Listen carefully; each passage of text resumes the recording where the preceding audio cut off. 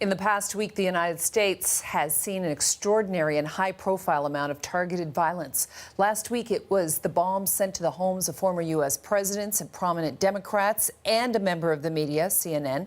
No one was hurt, but the threat, of course, was very real. This weekend was more than a threat. 11 Jewish members of a synagogue were killed in their place of worship, shot while practicing their faith. What's behind the spike in violence against Jews, media, and Trump critics? I'm joined by Frank Sesno. Frank was the Washington bureau chief for CNN. He's now the director of George Washington University's School of Media and Public Affairs. Frank Sesno, welcome to you. Thank you very much for having me. All right, first of all, what's your reaction to the spate of violence that we've seen in the United States in these last couple of weeks? Well, sadly, the violence itself is horrific, but it's not altogether new. We're too accustomed in the United States to these kinds of mass shootings, whether they're in Parkland, Florida, or in Newtown, Connecticut.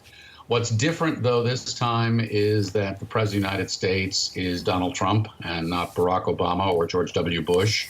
What's different is that where in the past presidents have been consolers in chief, Donald Trump is not. You know, he started his comments always by condemning the violence, as he should, and by saying that these are terrible things and all Americans should resist them. But then he returns to sort of his attack mode, which is much more personal, much more demonizing, much more pointed, and much more persistent than we've seen in the past. So that's why a lot of the critics in the United States are saying that even if the president cannot be directly blamed cause and effect from some of these attacks, he has helped to set or aggravate a mood in the country that seems to be more intolerant and even hateful at times than it's been in the past. I've seen some recent statistics that suggest that the amount of attacks on Jews, Muslims, others has gone up in direct relationship to the election of your president.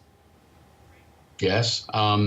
Again, you can't exactly say that everyone is caused by the president, but what we do know is that alt-rights and hard-right and neo-Nazi groups have cited the president and cited some of the things that he has said as validation for some of their positions.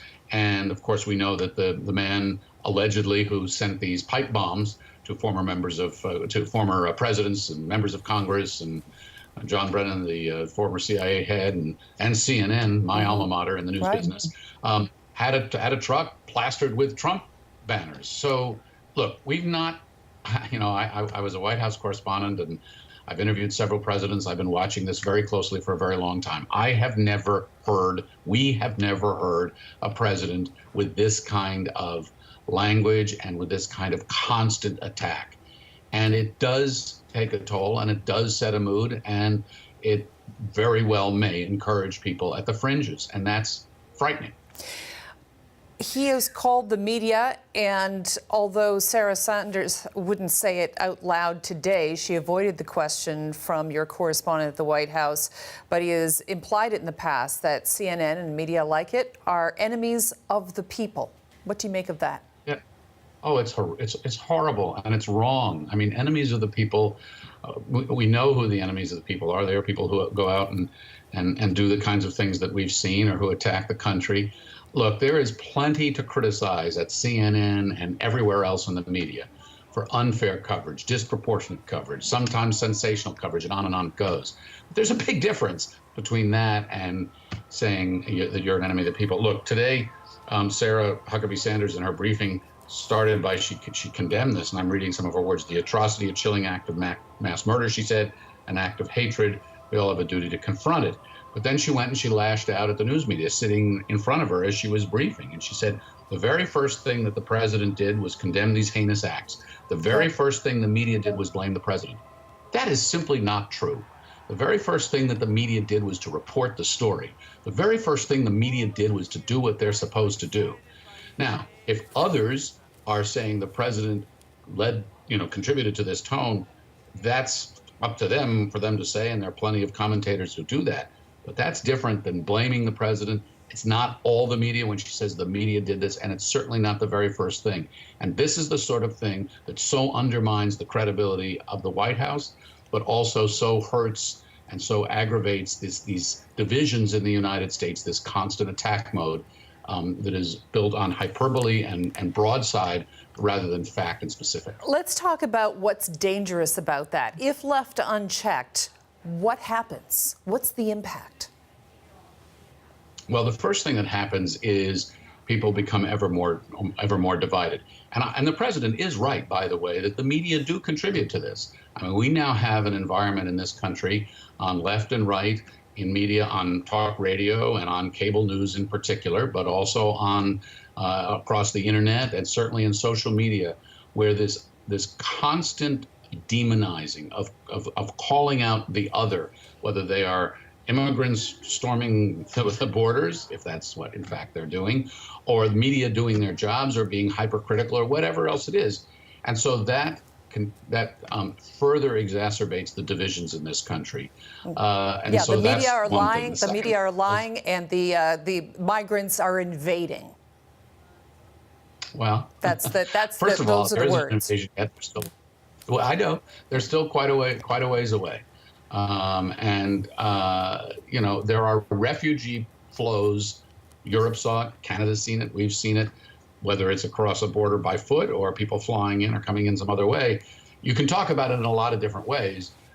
We have a conversation in this country now that is incendiary in its nature. Yeah. There was an interesting moment on CNN today. I saw Wolf Blitzer appealing to the president to stop calling the media fake news, stop calling them liars. He said, something to the effect, I would appreciate if the president would stop doing this. So unusual to see a direct appeal from a member of the media and to be so involved in the story. Is that the right approach? Oh, I don't know. You know, so you know this because you sit where you sit every night and, Yes. and you have the job that you have. People in the media, the news media, generally do not want to be the story. They want to report the story. What's happened in this country has been to literally turn all of this stuff on its head. The media have now are made the story every time, or virtually every time, the president speaks publicly, to the point now that many have to take security with them to presidential rallies, that people are threatening the media when they walk in the room. This is dangerous business. And if it takes a public appeal by someone like Wolf Blitzer, who has a national and international reputation, and if the president, the White House choose to ignore it, so be it. But it's put out there publicly, and I guess I support that. I mean, I think everybody in this country needs to kind of step back and take a breath. That includes the media. It certainly includes the president and others who are political leaders. All right. Frank Sesno, Director of Media and Public Affairs at George Washington University, and I enjoyed you very much as an anchor on CNN years ago. Frank, it's great to talk to you. Well, thank you. Likewise.